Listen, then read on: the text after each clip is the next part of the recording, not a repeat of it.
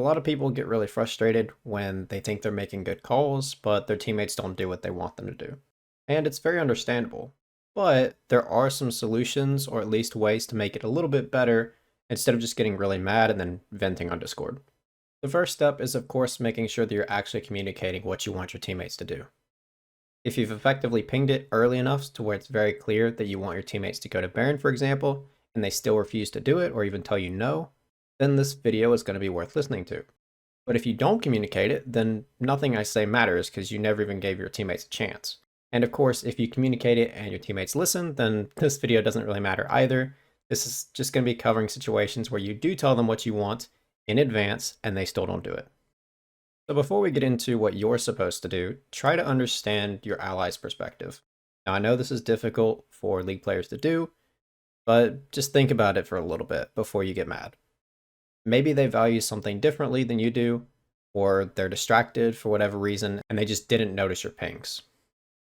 Think about how often your teammate has asked you to do something and then you disagreed on the play. Probably thinking something along the lines of, my teammate is an idiot, I'm not going to do that, it's a terrible play. Phrase it however you like. And if you can't think of an example of where this happened, that's a bad thing, because that means you're not making your own decisions. So there should be instances in your mind where your teammate tried to do something and you didn't want to do it. Whether it be that you're laning and your teammate wanted to gank you, or your teammate wanted you to rotate to a different lane, take a fight, whatever. There's going to be plenty of opportunities like this in any league game where there's going to be a disagreement, especially if you're in lower elo.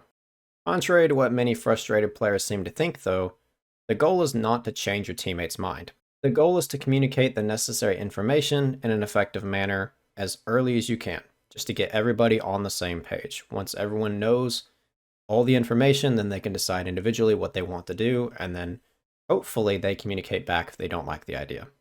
Then that allows you to go to the next step. The next step, if they disagree, is that you adapt.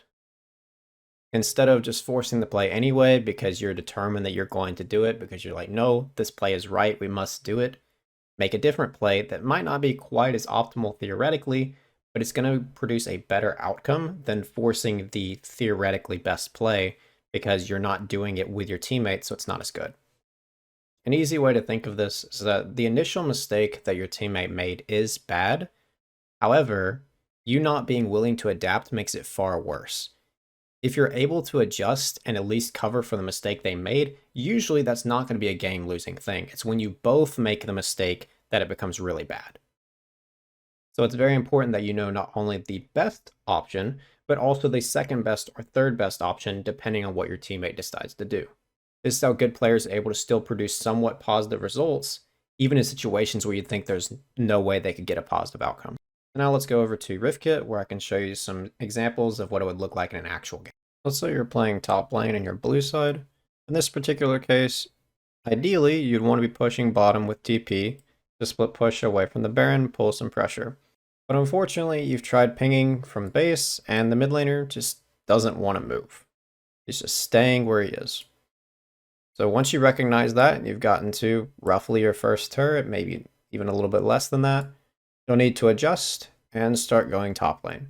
I know this doesn't feel great.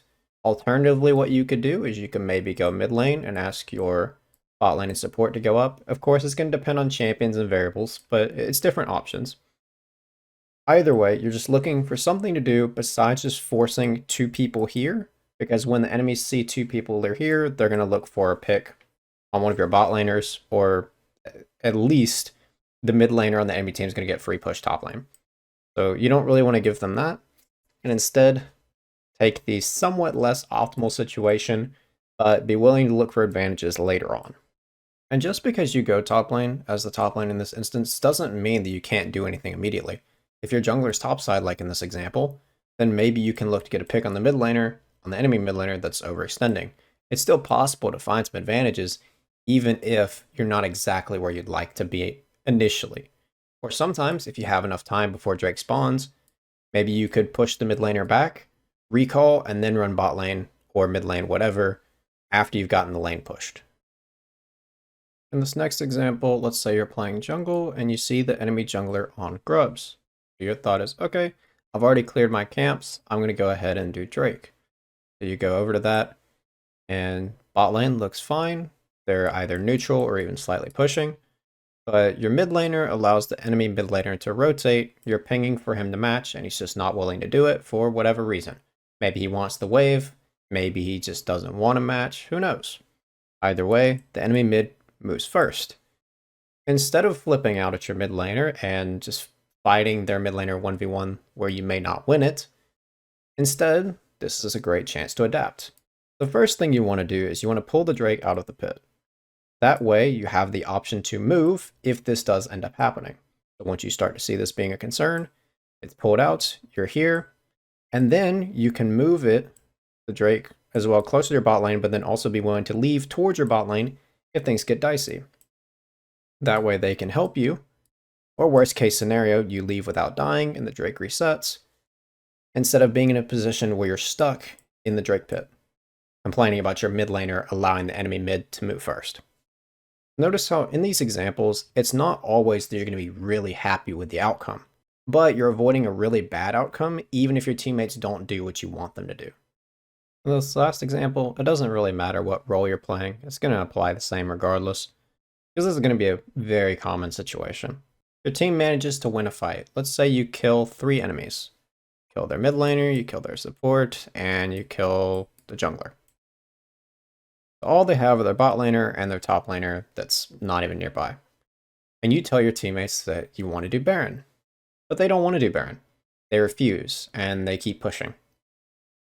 Regardless of whether you're the mid laner, bot laner, jungler, whoever, you shouldn't go solo the Baron. You can ping it, and you start to move towards it. Let's say you're the mid laner. And if no one's moving, then you have to adjust. Either you help them to continue push out mid lane, or maybe you go to a different lane, and that way you'll have 2 lanes pushed. Kind of depends on what your top laner is doing.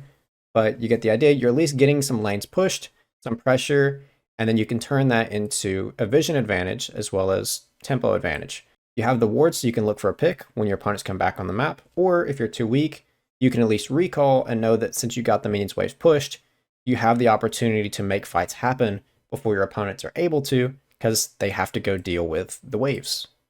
Whether they go farm camps, mid laner goes here, top laner, whatever, it doesn't really matter. The point is that you got that advantage and you can build up a bigger advantage later as long as you're patient instead of flipping out of your teammates not doing the correct play.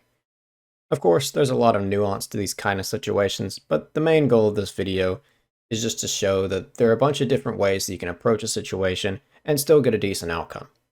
If you'd like help with implementing this concept in your own games, I offer free coaching in my Discord server for top laners and junglers.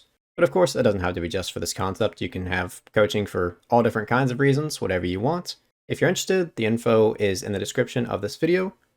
See you there.